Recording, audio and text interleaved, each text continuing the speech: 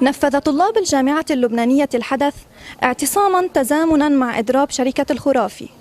لا كهرباء ولا مياه ولا دروس بسبب إضراب عمال الصيانة المفصولين من شركة الخرافي بعد فوز شركة الدنش بالمناقصة العمومية لتلزيم المجمع.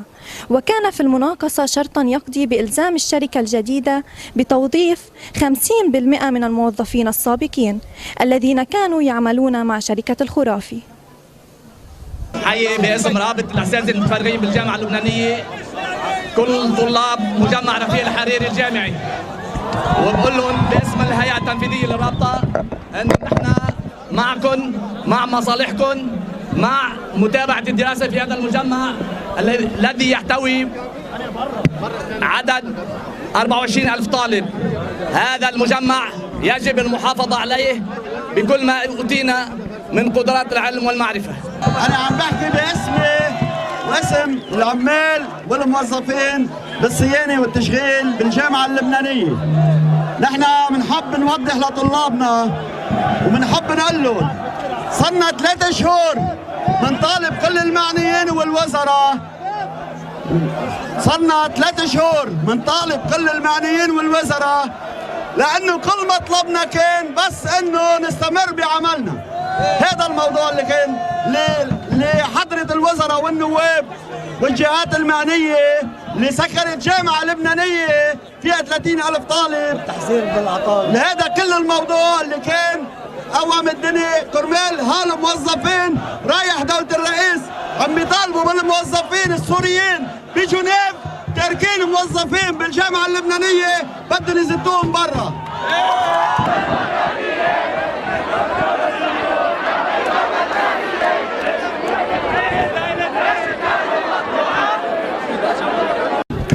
كيف عم تعيشوا هيدي المعاناة وشو الصرخة اللي بدك توصليها؟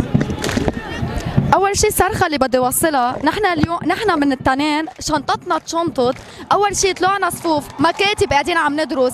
تخيلوا اليوم انه بيقطعوا الكهرباء علينا، قطعوا حتى اليو بي اس علينا والبروجكتورات، نحن قاعدين عم ندرس على فلاش لايت للتليفون. هاي اول شيء ما بيصير. نحن بالنهايه طلاب بشر، نحن عم بيقعدونا على الارض، في عالم ما عم تحضر، 30 طالب عم يحضر بكليه الحقوق. ليش؟ تلاميذ الفوييه طلعوا على ضيان لانه ما في محل يضلوا فيه، ما في كان كهرباء ولا مي، وبعده لهلا الاضراب مفتوح، وكان عندنا امتحانات جزئيه مفروض تكون عم بتصير من ابتداء من اليوم، تاجلت امتحاناتنا لبعد عيد الفصح.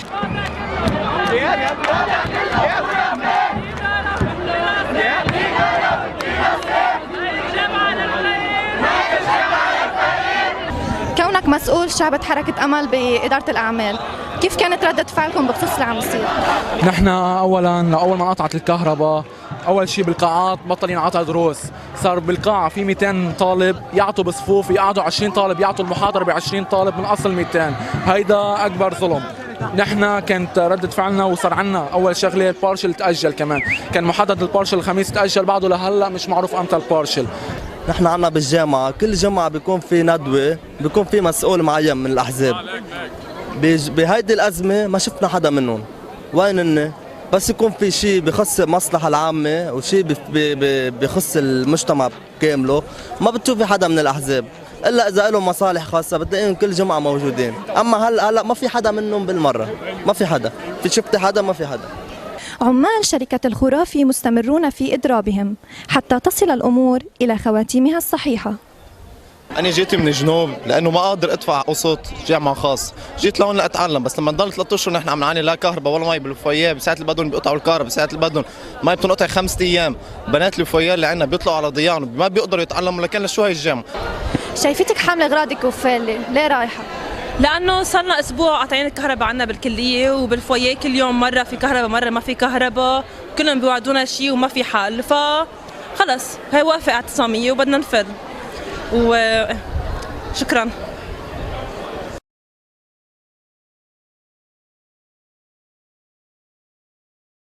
اغضب أحبك غاضبا متمردا